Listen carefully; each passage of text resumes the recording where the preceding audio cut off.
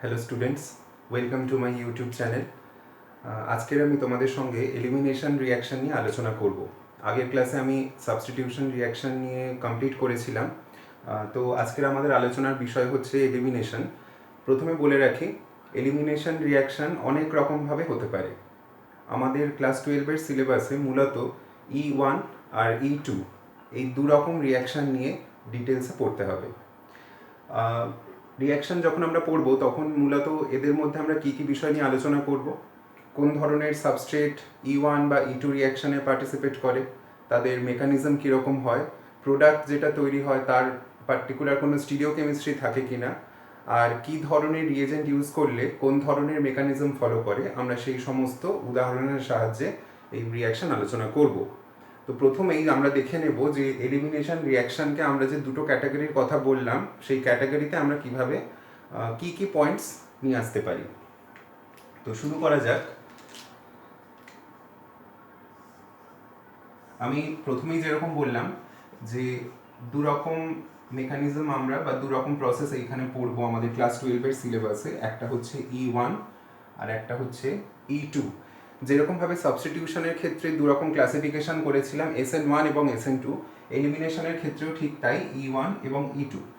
তো সাবস্টিটিউশনে কি হয়েছিল, লিভিং গ্রুপ বেরিয়ে যাওয়ার পরে নিউক্লিওফাইল জয়েন করেছিল, মানে একটা রিপ্লেসমেন্ট হচ্ছে লিভিং গ্রুপের উইথ দ্য নিউক্লিওফাইল।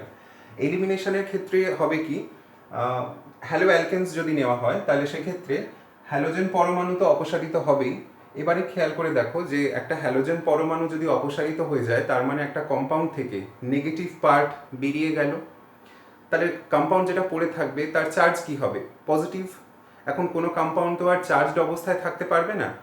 এখন অপনয়ন বিক্রিয়ায় একটা নেগেটিভ অংশ যদি বেরিয়ে যায়, বাকি যে অংশটুকু পড়ে থাকবে সে নিস্তরিত হওয়ার জন্য কি করবে বা নিউট্রাল হওয়ার জন্য কি করবে, পজিটিভ অংশ একটাকে বের করে দেবে। কারণ হ্যালোজেন তো নেগেটিভ হয়ে বেরিয়ে গেল, তাকে ব্যালেন্স করবার জন্য একটা পজিটিভকেও তাহলে বেরোতে হয়। তো সেইখানে পজিটিভ অংশ হিসাবে যেটা বেরোবে দ্যাট ইজ বিটা হাইড্রোজেন। এবারে তোমরা বলতে পারো যে হোয়াট ইজ বিটা হাইড্রোজেন। আমি এখানে একটা উদাহরণ দিয়ে দেখাচ্ছি। মনে করো এই একটা অ্যালকিল হ্যালেন্ট, রাইট? সো এখানে হ্যালোজেন বেরিয়ে গেল। হ্যালোজেন বেরিয়ে যাওয়ার পরে স্পিসিস কি হবে, এই কার্বোক্যাটায়ন। আমি তোমাদের বিটা হাইড্রোজেন ব্যাপারটা কি বোঝানোর জন্য এই এক্সাম্পলটা দিলাম। এবারে প্রথম যৌগটায় হ্যালোজেন তো ফাংশনাল গ্রুপ ছিল, তাহলে হ্যালোজেনের সাপেক্ষে এই প্রথম কার্বনটা হচ্ছে আলফা কার্বন, ঠিক তার পরবর্তী কার্বন হবে বিটা কার্বন। তাহলে যখন অপনয়ন হবে, হ্যালোজেনের অপনয়ন হবে, এই হ্যালোজেন বেরোনোর সাথে সাথে বিটা কার্বন থেকে একটা হাইড্রোজেন পরমাণু বেরিয়ে যাবে।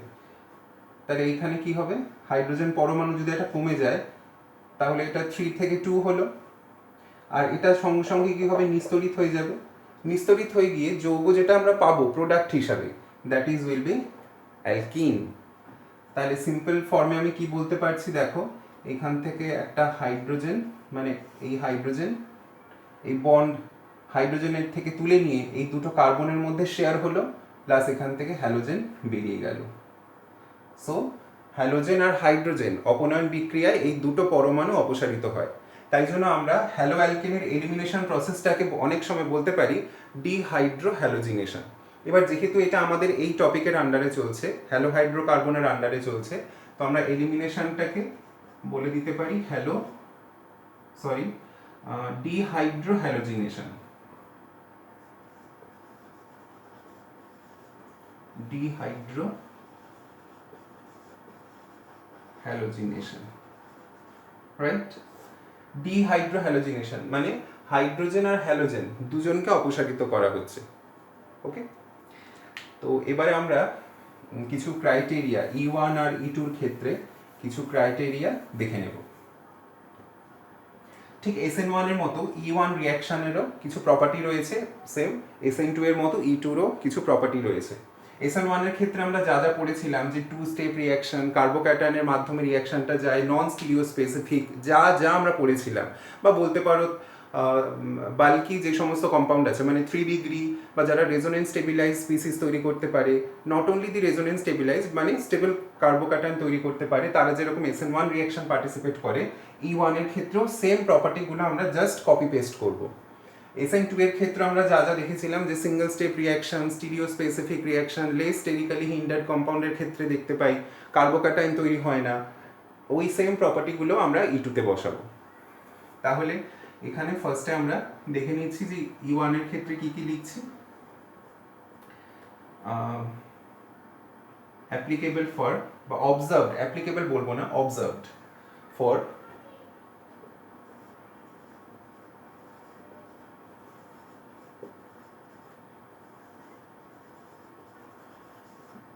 bulky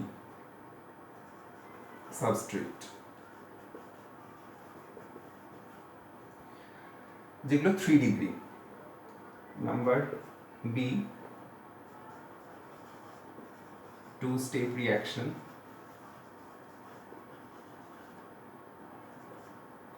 থার্ড হচ্ছে নন স্টিরিও স্পেসিফিক। যখন আমি কিছু রিয়াকশন দিয়ে দেখাবো তখন এই ব্যাপারগুলো একদম ক্লিয়ারলি বুঝতে পারবে। নন স্টিরিও স্পেসিফিক রিয়াকশন। আর ফোর্থ পয়েন্ট হচ্ছে যে reaction ইউনিমলিকুলার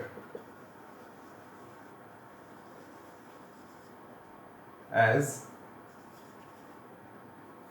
in rate determining step only the substrate is involved. Substrate is involved. দেখো SN1 এর ক্ষেত্রে বা SN2 এর ক্ষেত্রে আমরা নিউক্লিওফাইল হিসাবে কোনো একটা রিয়েজেন্টকে চয়েস করেছিলাম যে লিভিং গ্রুপকে বের করে দিতে হেল্প করছিল।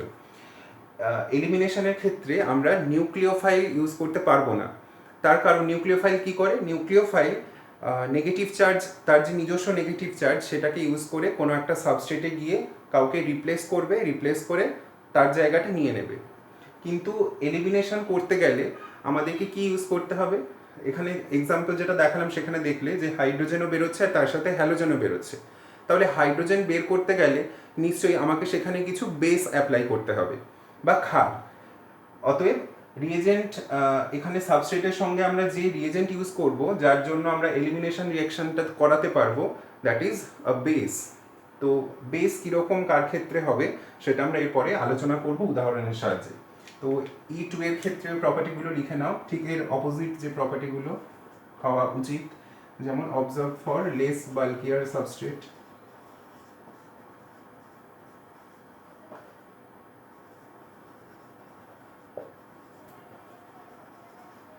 Less bulkier substrate. এইখানে একটা কথা বলে রাখি, যে সমস্ত সাবস্ট্রেট 0 ডিগ্রি তাদের ক্ষেত্রে কিন্তু আমরা এলিমিনেশন রিয়াকশন দেখতে পাবো না। তার কেন দেখতে পাবো না তার একটা এক্সাম্পল আমি দেখাচ্ছি, লাইক CH3Cl। তো এইখানটায় দেখো হ্যালোজেন রয়েছে কোন কার্বনে, আলফা কার্বনে। তো একে যদি আমরা এর উপরে আমরা বেস অ্যাপ্লাই করি তাহলে হাইড্রোজেন যেটা বেরোবে, এই ডিহাইড্রো হ্যালোজিনেশনে কি হচ্ছিল আমরা একটু আগেই দেখলাম যে beta H eliminates, right, beta hydrogen eliminate হচ্ছিল। কিন্তু এখানে কি বিটা হাইড্রোজেন আছে? নেই। অতএব 0 ডিগ্রি যে সমস্ত সাবস্ট্রেট বা 0 ডিগ্রি যে অ্যালকিল হ্যালাইড তাদের ক্ষেত্রে কিন্তু আমরা কোনো রকমেরই এলিমিনেশন দেখতে পাবো না, এটা খেয়াল রাখবে। সো 0 ডিগ্রি সাবস্ট্রেট এলিমিনেশন রিয়াকশনের জন্য অ্যাপ্রোপ্রিয়েট নয়, inappropriate. আচ্ছা, observe for less bulkier substrate. Second point, single step reaction.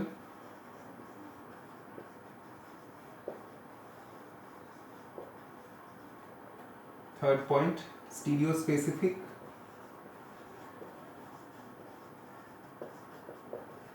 Our fourth point,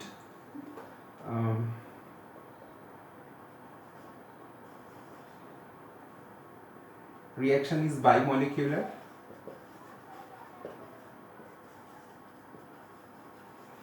Reaction is bimolecular.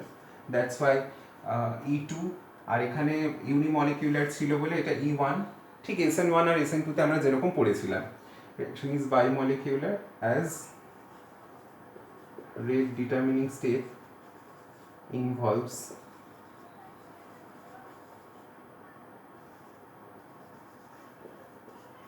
Substrate and base. তো এই হচ্ছে মোটামুটি E1 আর E2 এর প্রপার ফিচার্স। তো এবারে আমরা দেখব যে রিয়াকশন চলতে চলতে আমরা অনেকগুলো বিষয় নিয়ে আলোচনা করব। তো জানতে হবে যেটা, যে আমরা এতক্ষণ তো নিউক্লিওফাইল পড়ে আসছিলাম, তাহলে বেস আমরা কাকে বলবো? কারণ বেস সেও নেগেটিভলি চার্জ আর নিউক্লিওফাইল যে সেও নেগেটিভলি চার্জ, তাহলে দুজনের মধ্যে তফাৎটা কোথায়? কারণ কিছু ক্ষেত্রে তোমরা হয়তো জেনে থাকবে যে OH মাইনাস এটাও বেস হিসাবে কাজ করে, আবার এটা অনেক সময় নিউক্লিওফাইল হিসাবেও কাজ করে। বেস বা নিউক্লিওফাইল দু রকম হিসাবেই কাজ করে, কিন্তু কোন ক্ষেত্রে কীরকমভাবে কাজ করবে সেটাই এবার আমরা দেখব। তো এটার তোমরা স্ক্রিনশট তুলে নিতে পারো, তারপরে আমি শুরু করছি।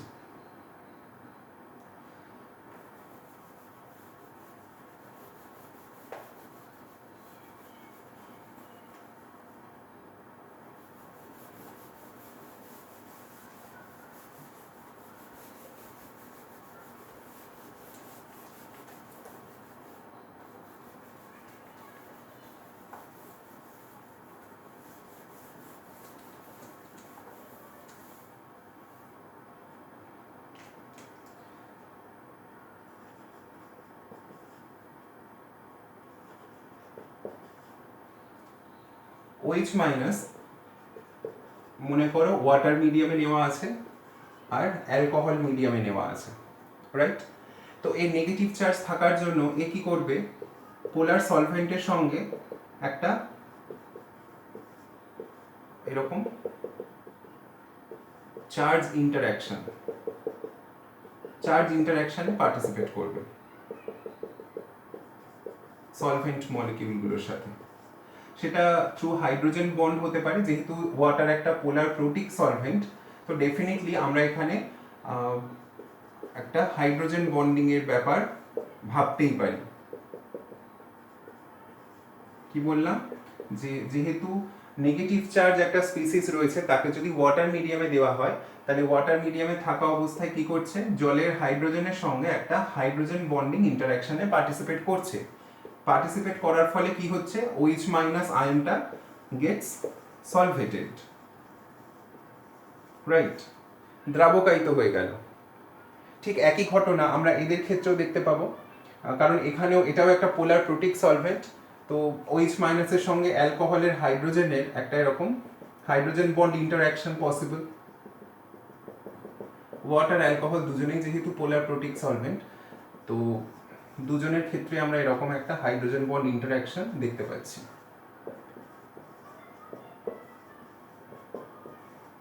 ঠিক আছে, এটাও সলভেটেড ফর্মে আছে। এবার এই OH মাইনাসকেই আমরা কি করলাম, RX এর সঙ্গে বিক্রিয়া করাচ্ছি এইভাবে।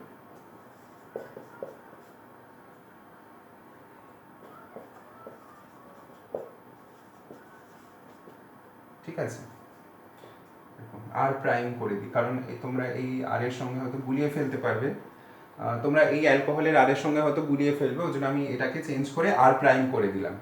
ওকে, আচ্ছা, ওয়াটার মিডিয়ামে OH মাইনাসের সঙ্গে রিয়াকশন হচ্ছে আর অ্যালকোহল মিডিয়ামে OH মাইনাসের সঙ্গে রিয়াকশন হচ্ছে।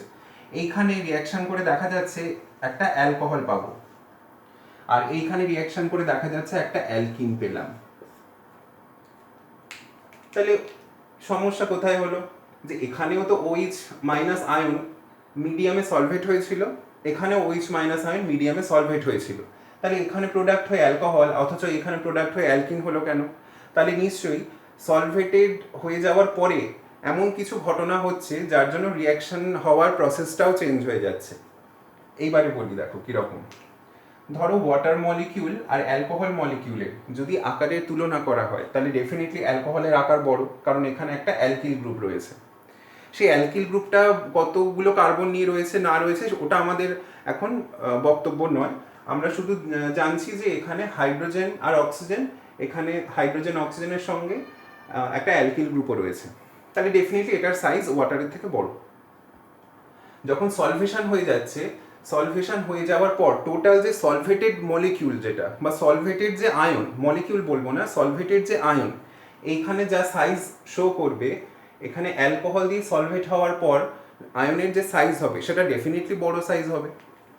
এবার নিউক্লিওফাইল মানে এইখানে যখন OH মাইনাস কার্বনকে অ্যাপ্রোচ করছে, কার্বনকে অ্যাপ্রোচ করবার সময় ওই কার্বনের লিভিং গ্রুপ ছাড়া আরও যে বন্ডগুলো রয়েছে সেই বন্ডগুলোর সঙ্গে এদের একটা স্টেরিক ফ্যাক্টরের ঘটনা ভাবা যায়। তো এই গ্রুপগুলোর বা এই সলভেটেড আয়নগুলোর সাইজ যত বড় হবে তত এই কার্বনের বাকি গ্রুপগুলোর সঙ্গে স্টেরিক ফ্যাক্টর তত বেশি হবে। তো এই দুজনকে এবার তুলনা করলে কি হচ্ছে, এরা দুজনেই ধরো কার্বনকে অ্যাপ্রোচ করছে। কার্বনকে অ্যাপ্রোচ করার সময় দেখা যাচ্ছে যে এইখানে ওয়াটারে সলভেটেড আয়নটার সাইজের সঙ্গে এই কার্বনের বাকি যে বন্ডে যারা রয়েছে তাদের স্টেরিক ফ্যাক্টরের মান অনেকটাই কম, কিন্তু এইখানে কার্বনের বাকি গ্রুপের সঙ্গে এই সলভেটেড আয়নটার বা এই সলভেট আয়নের সাইজের স্টেরিক ফ্যাক্টর অনেকটাই বেশি। সে কার্বনকে ইলেকট্রন ডোনেট করতে পারছে না, কারণ বাকি যে গ্রুপগুলো রয়েছে বাকি গ্রুপগুলো তাদের স্টেরিক ফ্যাক্টরের জন্য একে ঠেলে বার করে দেওয়ার চেষ্টা করছে। কারণ কি, এর তো সাইজ বড়, এই কার্বনকে অ্যাপ্রোচ করতে গেলে কি হচ্ছে, এই গ্রুপগুলোর সঙ্গে স্টেরিক্যালি হিন্ডার্ড বা স্টেরিক রিপালশনে পার্টিসিপেট করছে, তো এখানে ঢুকতে পারছে না। তাহলে কি করবে, কিন্তু ওকে তো রিয়াক্ট করতে হবে, ও তো নেগেটিভ হয়ে বসে আছে, ওকে তো পজিটিভ কোনো অংশকে নিতে হবে। তখন কি করবে, তখন ও সাইড থেকে বা এই যে গ্রুপগুলো রয়েছে সেখান থেকে কোনো ছোট্ট একটা পজিটিভ অ্যাটমকে তুলে নিয়ে নিজে নিউট্রাল হয়ে যাবে। তো পজিটিভ অ্যাটম কে থাকতে পারে, হাইড্রোজেন। তো হাইড্রোজেন এখানে উঠে গেলে কি হবে, বাকিটা যেরকম আমি একটু আগেই দেখালাম যে হাইড্রোজেন বেরোচ্ছে, বেরোনোর পরে হ্যালোজেন বেরিয়ে যাচ্ছে, দিয়ে অ্যালকিন হচ্ছে। তাহলে এখানে নিউক্লিওফিলিসিটি কমে গিয়ে বেসিসিটি বেড়ে গেল। বেস কাকে বলে, বেস হচ্ছে তারাই যারা অন্য সিস্টেম থেকে হাইড্রোজেন বা প্রোটন তুলে নিতে পারে। তাহলে আমরা একই স্পিসিসকে সলভেন্ট চেঞ্জ করে কি করে দিলাম, নিউক্লিওফিলিসিটি থেকে বেসিসিটি বাড়িয়ে দিলাম by increasing the solvated radius or solvated size. এইখানে ওয়াটার মলিকিউল থাকলে সলভেটেড যে পার্টটা বা সলভেটেড আয়নের রেডিয়াসটা ছোট থাকছে, কারণ এখানে সলভেশনে ওয়াটার মলিকিউল পার্টিসিপেট করছে, তাই স্টেরিক ফ্যাক্টর কম হওয়ার জন্য ওরা খুব সহজেই কার্বনের সঙ্গে বন্ড করে নিতে পারছে। কিন্তু এখানে যেহেতু সাইজটা আমরা বাড়িয়ে দিলাম অ্যালকোহলকে সলভেন্ট হিসাবে ইউজ করে, তাই স্টেরিক ফ্যাক্টর বেড়ে গেল, বেড়ে যাওয়ার ফলে ওরা নিউক্লিওফিলিসিটি কম দেখাবে। আর স্মলার পার্ট মানে হাইড্রোজেন এর মতো কোনো ছোট স্পিসিসকে অ্যাবস্ট্রাক্ট করে নিল বা তুলে নিয়ে বেসের মতো বিহেভ করলো। ঠিক আছে, তো এই হচ্ছে মোটামুটি নিউক্লিওফাইল আর বেসের ব্যাপার। ওই জন্য দেখবে অনেক সময় এরকম অ্যাকোয়াস, এরপর আমরা রিয়াকশন করব, অ্যাকোয়াস NaOH আর অ্যালকোহলিক NaOH, দুটোতেই কিন্তু OH মাইনাস এই আয়নটা রয়েছে কমন। কিন্তু অ্যাকোয়াস NaOH দিলে দেখা যাবে হ্যালোজেনগুলো OH গ্রুপ দিয়ে রিপ্লেসড হয়ে যাচ্ছে, কিন্তু যখন আমি অ্যালকোহলিক NaOH ইউজ করছি সেখানে কিন্তু আর রিপ্লেসমেন্ট হচ্ছে না, সেখানে জাস্ট কি হয়ে যাচ্ছে, এলিমিনেশন হয়ে যাচ্ছে, এলিমিনেশন হয়ে গিয়ে অ্যালকিন হচ্ছে। তো এই কারণেই কিন্তু জিনিসটা ঘটে থাকে, এই সলভেন্ট এইরকম একটা ব্যাপার ঘটায় যার ফলে আমরা এরকম দুটো আলাদা প্রোডাক্ট দেখতে পারি with the same negative species. Okay, চলো এবার আমরা E1 নিয়ে একটু ডিসকাশন করি একটা এক্সাম্পল দিয়ে। আমি যে পয়েন্টসগুলো বললাম সেইগুলো কতটা ঠিক বা কতটা ভ্যালিড একটা রিয়াকশনের ক্ষেত্রে, যে E1 এ আমি যা যা পয়েন্ট বললাম নন স্টিরিও স্পেসিফিক বা বাল্কি স্ট্রাকচারের ক্ষেত্রে দেখা যায়, তো সেরকমই একটা এক্সাম্পল নিয়ে দেখাচ্ছি। দেখো,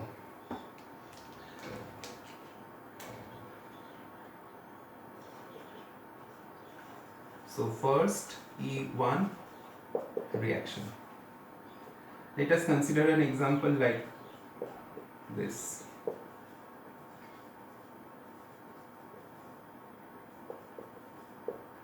Tertiary butyl bromide. Suppose here we use alcoholic KOH.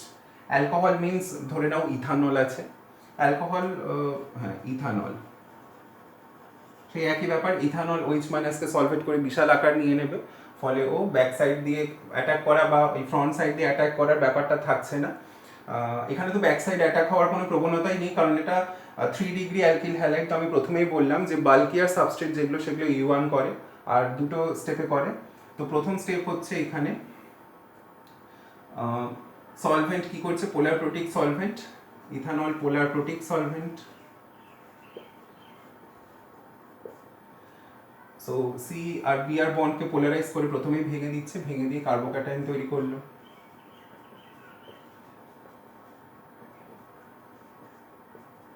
এটা এরপর যে OH মাইনাস রয়েছে সেই OH মাইনাস বিটা হাইড্রোজেন একটা তুলবে। বিটা হাইড্রোজেন তোলার এই প্রসেসটা দেখানোর জন্য আমি এই CH3 গ্রুপের একজনকে এইভাবে একটু এক্সপ্যান্ড করে লিখলাম। আবারও বলছি, বিটা হাইড্রোজেন তুলছে যেভাবে ওটা বোঝানোর জন্য আমি একটা CH3 গ্রুপকে একটু এক্সপ্যান্ড করে লিখলাম। তাহলে এখানে কি হলো, এটা হচ্ছে বিটা হাইড্রোজেন অ্যাবস্ট্রাকশন বা অপনয়ন বা শোষণ করে নেওয়া যাই বলো। তো এখানে এই কার্বন কার্বনে ডাবল বন্ড হয়ে গেলে কি হবে, এই কার্বনের একটা ইলেকট্রন ভ্যাকেন্ট, একটা ইলেকট্রন ঘাটতি ছিল, সেটা পূরণ হয়ে গেল। So we will find this, ঠিক আছে। তো এটা হচ্ছে প্রোডাক্ট। এখানে ফার্স্টে কি হলো, এখান থেকে কে বি আর বেরিয়ে গেল, মানে হ্যালোজেন, আর এখান থেকে কে মাইনাস এই কে প্লাস আর বি আর মাইনাস কে বি আর বেরিয়ে গেল, আর এখান থেকে মাইনাস ওয়াটার।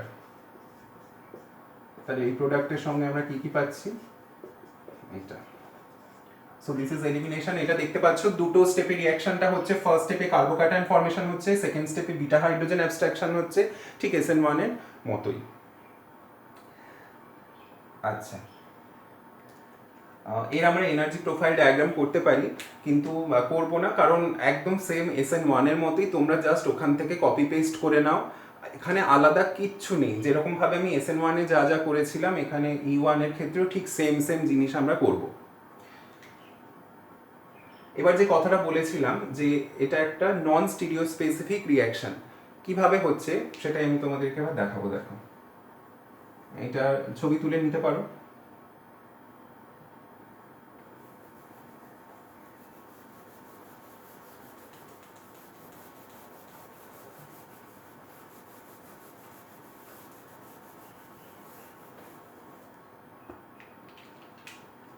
মনে করো আমি এরকম একটা সাবস্ট্রেট নিয়েছি,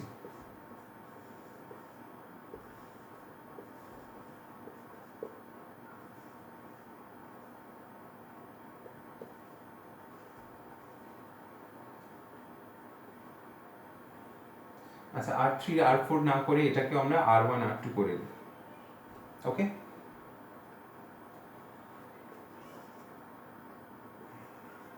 অ্যালকোহলিক OH মাইনাস, এটা একটা টার্সিয়ারি হ্যালাইড দেখতে পাচ্ছ। তো প্রথমে কি হবে, হ্যালোজেন অপনয়ন হবে, স্টেপ 1 হ্যালোজেন অপনয়ন। So this is R1 R2 যেরকম ছিল সেরকমই থাকছে, এদিকেও R1 R2 যেরকম ছিল ইনট্যাক্ট সেই রকম থাকছে। এবারে এইখানেই হচ্ছে একটা মেন তোমার মানে স্টেপ কি হয় দেখো, এই কার্বোক্যাটায়নটা এই রকমই থাকলো, এই রকম থাকতে থাকতেই হাইড্রোজেনটা অপসারিত হয়ে গেল। ভালো করে শোনো, কার্বোক্যাটায়ন এরকম তৈরি হলো, এই কার্বোক্যাটায়নটা এই ফরমেশনে থাকতে থাকতেই বিটা হাইড্রোজেন বেরিয়ে গেল। দিস ইজ বিটা হাইড্রোজেন, বুঝতে পারছো, এই ব্রোমিনের রেসপেক্টে যদি এটা আলফা কার্বন হয়, so this is beta hydrogen. So এখানে বিটা হাইড্রোজেন বেরিয়ে যাওয়ার পরে আমরা যে অ্যালকিনটা পাবো, দ্যাট ইজ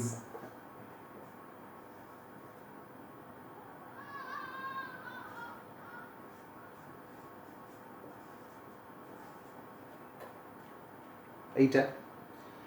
এবার এমনও হতে পারে যে কার্বন কার্বনের সিঙ্গেল বন্ডটা সামহাউ রোটেট করে গেল এইভাবে, মানে এইটা ফিক্স থাকলো, এই অংশটা রোটেট করে গেল, বা উল্টোটাও হতে পারে যে এটা ফিক্স থাকলো, এই অংশটা রোটেট করে গেল। Single bond carbon carbon single bond rotate করতে পারে। তোমরা ক্লাস 11-এ নিউম্যান প্রজেকশন পড়েছো যে আমরা একটা কার্বনকে ফিক্স রেখে ওই ইক্লিপস, স্ট্যাগার্ড, অ্যান্টি এরকম অনেক ধরনের কনফর্মেশন তৈরি করতে পারি সিঙ্গেল বন্ডের রেসপেক্টে রোটেট করিয়ে। তো এখানে একটা ভাবাই যায় যে এই কম্পাউন্ডটা যেরকম তৈরি হতে পারছে, বন্ড রোটেশন হয়ে যাওয়ার পরে একটা কনফিগারেশন আসবে এইরকম,